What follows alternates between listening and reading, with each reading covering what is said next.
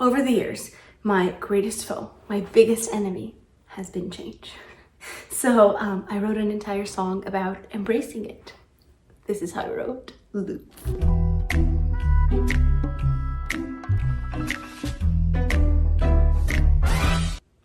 We will play the first verse. I've learned that there's an art to changing, that I'm the potter and the clay,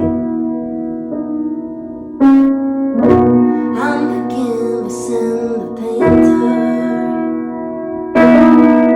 the marble that I sculpt away. This first verse was actually the first thing that I wrote for the song.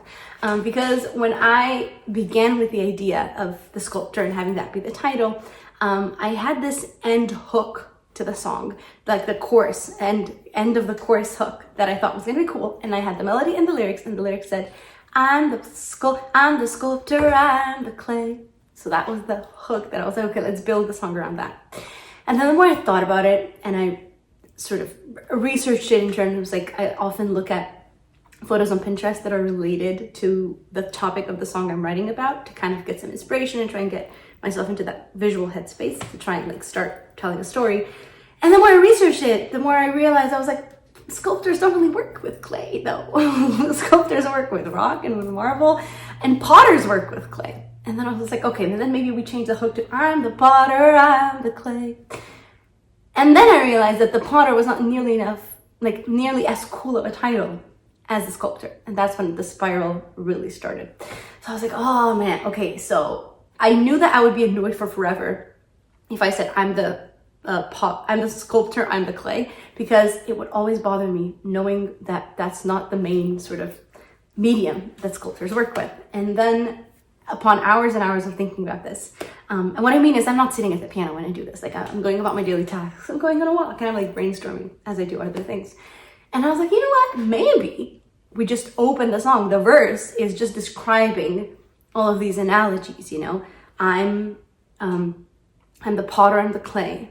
I'm the canvas and the painter, the marble that I sculpt away. And so that satisfied my little itch of having each of these art forms having the correct medium, but also kind of putting you in that world of art and also conveying the message of you are the person creating the art and you are the artwork all at once. And then I opened up with a line that I really like, which I think kind of sets the tone for the whole song, which is, I've learned that there's an art to changing. So that immediately kind of announces the overarching topic and theme of the song. So I'm happy with how it turned out, as annoying as it was to get there. Pre-chorus. Every stroke of brush, every finger's touch is a rosy cheek of a love-struck flush, is a sunburned wing of a heartbreak crush, is a rush, feel the rush. This is the part where I wanted to start describing it more literally, why you're an art. You know, every stroke of brush, which refers to the painter and the canvas, every finger's touch, potter, sculptor, is a rosy cheek of a love-struck flush. So everything that happens to you adds to the overarching masterpiece that is yourself. So is a love-struck flush is a sunburned wing of a love-struck flush. So I wanted to somehow describe the fact that it's both the good and the bad. So is a rosy cheek of a love-struck flush and a sunburned wing of a heartbreak crush. So all of the wonderful and amazing things that happen to you and all of the not so great things and struggles that you endure are all part of who you are and make up your unique, beautiful masterpiece. So the sunburned wing of a heartbreak crush refers to sunburn is kind of Icarus and flying too close to the sun, you know, getting really, really excited about something and then being absolutely crushed and heartbroken. And I like the use of the word crush there, because when you have the image of flying too high, if you know, as your wings start burning, the wax in your wings starts burning, that fall results in a crush. And I think that's a good use of imagery there. Love-struck flush, heartbreak crush is a rush. Do you feel the rush? And the rush here, I think, refers to the rush of being alive, of getting to feel and experience all of those things at once and adding them to your to your masterpiece. Chorus. You're a painting free of color, like the muses like Apollo, all the colors layered, kaleidoscope. You're a sculpture of burning Negro branches that undeftly turn living into art. Life's the Louvre and you're the Mona Lisa. This chorus actually started just with the melody. I was playing around on the piano. At this point I had already written the verse and the pre-chorus. And so I was playing around and I came up with this melody by like playing it. I couldn't come up with anything by singing, which is what I usually do. I'll usually like play chords and just improvise melodies over it. But with this one, that was not happening. It was terrible. I wasn't getting anywhere. So I was like, okay, maybe I'll just play notes as if I was playing a classical music piece and see if anything comes out of it that way. And so that's how I came up with a.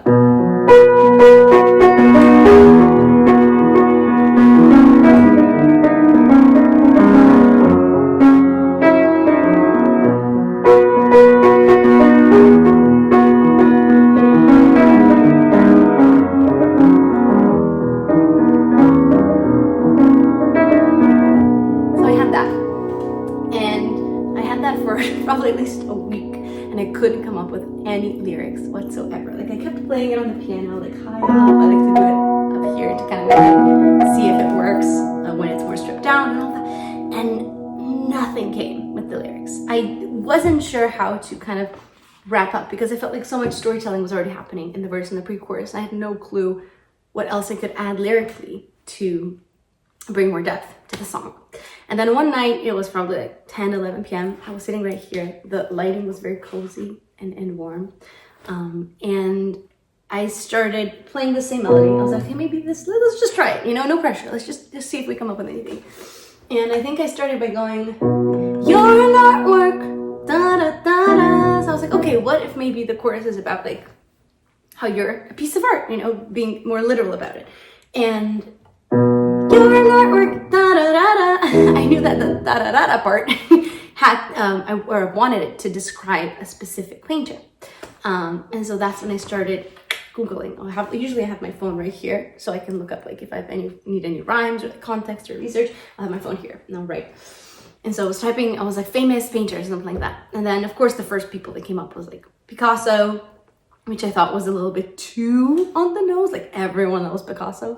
And then Michelangelo, which we've already used in Can't Blame a Girl for Trying. And then Van Gogh, which we used in 10 Keeper Secret. And then Frida Kahlo. And I was like, oh, wait a second. We have a girl painter. We have someone that's known but not like overused.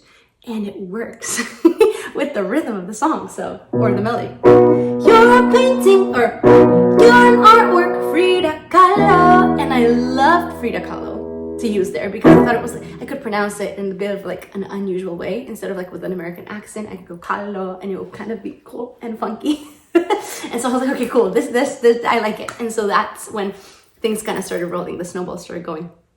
And as soon as I had Frida Kahlo, I was like, maybe it's not you're an artwork, maybe it's you're a painting. Since we already talked about painting, canvas, all that stuff. You're a painting, Frida Kahlo, lead the muses like Apollo. Lead the muses like Apollo. That was another one that needed a lot of research on it. I was trying to look for rhymes for Kahlo, and one of the things that I came up with, and I also then read online, was Apollo. And I was like, okay, cool, let's research who Apollo was. So a Greek god, protector of the arts. I was like, okay, we're on a roll here, serendipity. And he was technically overseeing the 9 muses of poetry and all that. And I was like, wait, that is incredible. Like a lot of the things that evening when I was writing this chorus, like puzzle pieces fell into place completely unintentionally. And that's why I think it was one of the most magical songwriting processes I've ever got to experience, because the rhymes just kept coming in ways and going in directions that lent themselves to so much meaning. And that's very rarely happened to me. So that's why I will always look very fondly upon this process. So lead the muses like Apollo, protector of the arts, muses, you know, inspirations for art. All the colors layered, a kaleidoscope. That one just kind of came as an afterthought, you know, because we're still talking about a painting.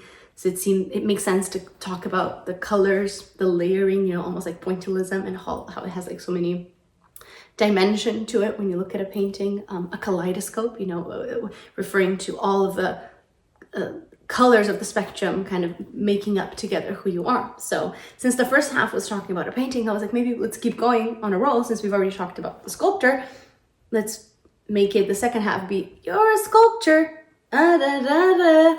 And Bernini I had from before.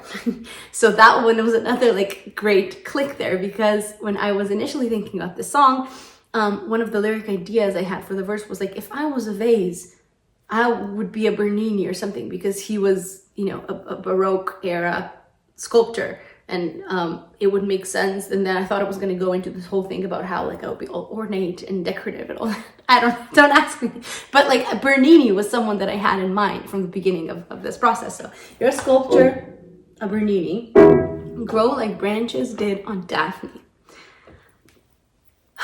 I looked up rhymes for Bernini, and one of the first ones that came up was Daphne.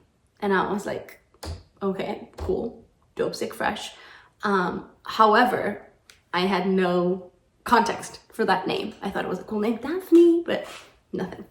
Then I started researching famous sculptors by Bernini. And one of the first things that comes up is Daphne and Apollo. Which, first of all, the fact that Daphne was there, but then also the fact that Apollo was also part of the sculpture that Bernini made, which in context of history, it makes perfect sense, because of course, you as an artist would make something that would refer to a protector of the arts, but still, right? Crazy stuff. And so I started researching this sculpture, and it's Apollo and Daphne was Zeus's daughter. And the sculpture represents, basically it's Apollo trying to make advances towards Daphne, and she is trying to avoid that and be sly and kind of escape him. And so she starts transforming herself into a tree, more specifically a laurel tree, which is why we still have like the expression of sitting on your laurels and the laurel crowns that started in the Olympics, because the Olympics originally were created in honor of Apollo. See, it all comes together. Grow like branches did on Daphne. Also, this serendipity of the sculpture representing change and transformation was another thing that just clicked into place, because this whole song is about embracing change and there being sort of an art form to changing. And here is Bernini with a sculpture where Daphne is literally changing into a tree, to a laurel tree. So grow like branches did on Daphne, turning living into art. So everything that happens to you, you make it a part of who you are, your artwork. Life is the Louvre, and you are the Mona Lisa. The idea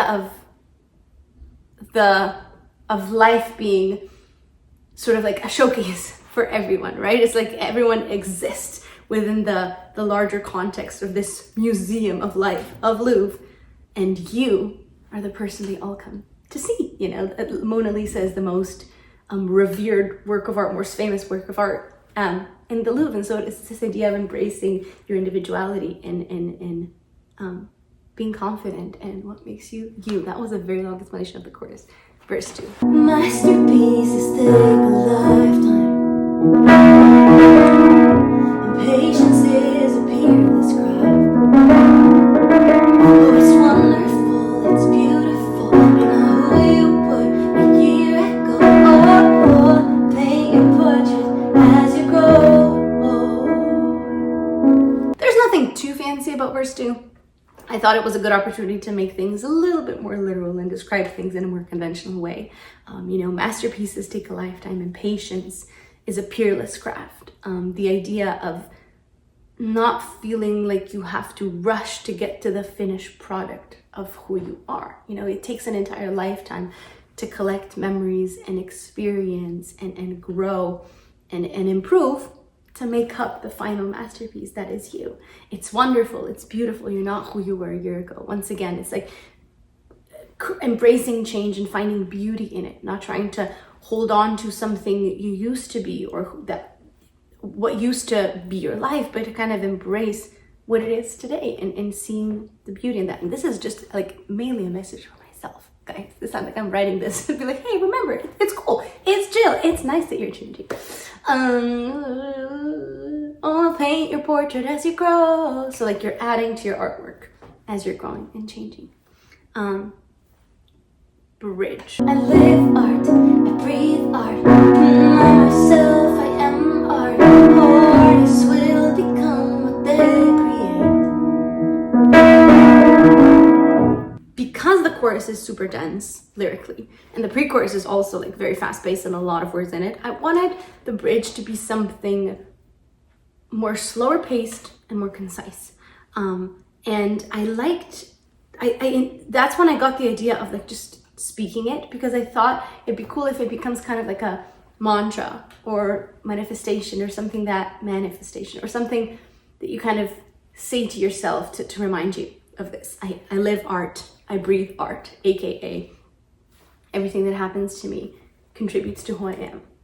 I myself, I am art. Artists will become what they create. So you get to choose who you would like to be, right? It's not up to the world. And at the end of the day, you're in charge of your own destiny and how change affects you and who you become. But I hope that was informative. I guess this was so long. If you have any questions, drop them in the comments below. And I hope you enjoy the song. I guess, I don't know. I'll see you soon. Bye.